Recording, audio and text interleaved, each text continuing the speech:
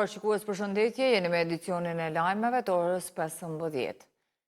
Sindikata e punëtorëve të radio-televizionit të Kosovës përmes një letre publike i ka kërkuar kryeministrit në detyrë Albin Kurti ndërhyrje urgjente në zgjidhjen e krizës së krijuar në RTK.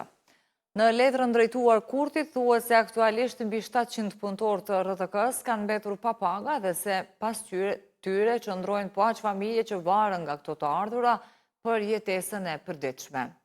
Kjo situatë sipas tyre është bërë e padurueshme dhe po rrezikon jo vetëm mirëqenien e punëtorëve, por edhe funksionimin normal të shërbimit publik të informimit në vend. Kujtojmë që dje Federata Evropiane e Gazetarëve, Qendra Evropiane për Lirinë e Shtypit dhe Medias dhe Instituti Ndërkombëtar i Shtypit i kanë dërguar letër kryeministrit në detyrë Albin Kurti lidhur me çështjen e pagave të punëtorëve të RTK-s.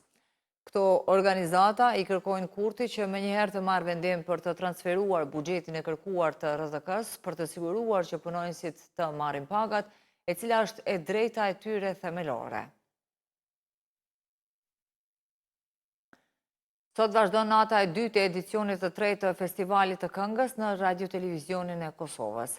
Edhe sonte, sikurse mbrëm, në skenë do të ngjiten artistë të njohur si dhe talente të reja, ndërkohë që tashmë dihet se në garë janë 20 këngë nga artistë brenda dhe jashtë Kosovës. Nata e parë u përmbyll me një performancë të jashtëzakonshme nga të gjithë konkurrentët e festivalit, të cilët interpretuan së bashku këngën Baresha, një kompozim i njohur i Rexho Mulliqit.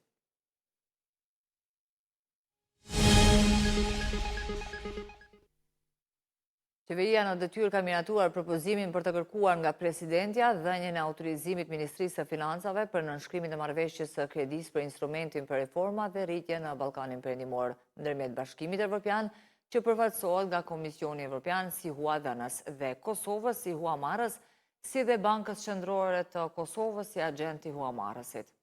Qeveria gjithashtu miratoi kërkesën e Agjencisë Kosovare të Privatizimit për kthimin e fondeve të transferuara në buxhetin e Kosovës në ndërmarrjen shoqërore Qeliku në shumën prej 6.405 eurosh, si dhe kërkesën e Ministrisë së Financave për kursime dhe ndarje.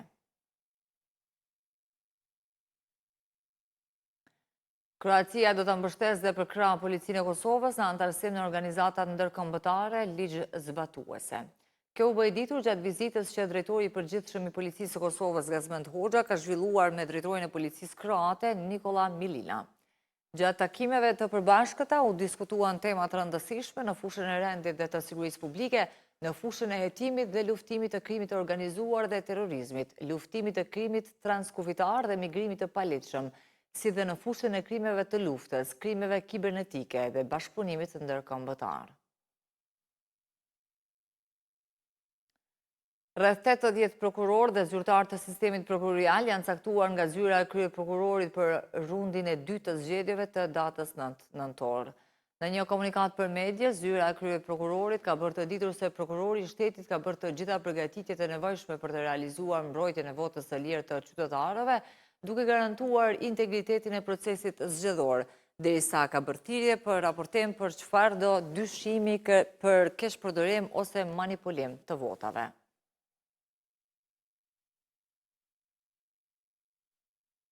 Në raundin e dytë të zgjedhjeve për kryetarë të 18 komunave, të drejtë vote do të kenë edhe të rinj që kanë mbushur 18 vjet pas ditës së zgjedhjeve të raundit të parë dhe deri me datën 9 nëntor.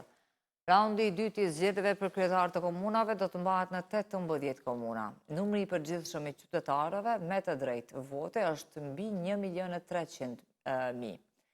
Raundi i dytë i ballotazhit do të zhvillohet në 525 qendra të votimit me gjithsej 1648 vendvotime.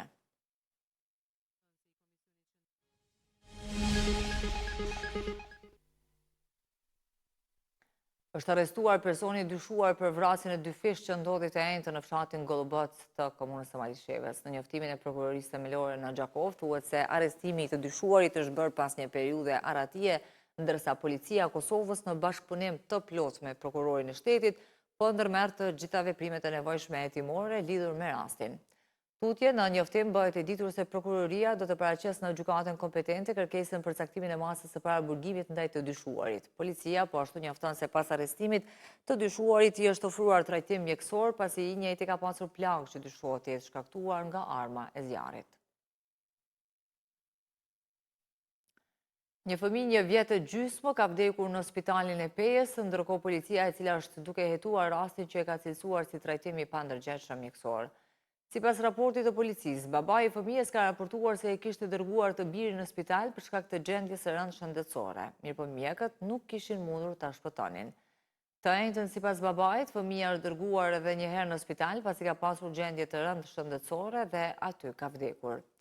Edhe spitali i përgjithshëm në Pej ka njoftuar për këtë rast. Në komunikatën për mediat të spitalit, e cila shpjegon se si ka ndodhur rasti, ndër të tjera theksojnë se spitali mbetet në dispozicion të institucioneve përgjegjëse për çdo sqarim shtesë, duke respektuar dhimbjen dhe privatësinë e familjes.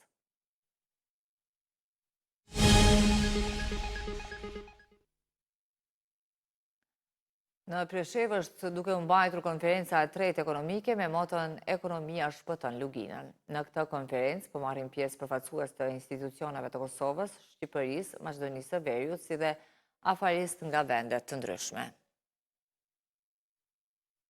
Të nderuar shikues, ishte kjo tëra që kishim përgatitur për këtë edicion të lajmeve. Ne ju falenderojmë për vëmendje, mirupafshim.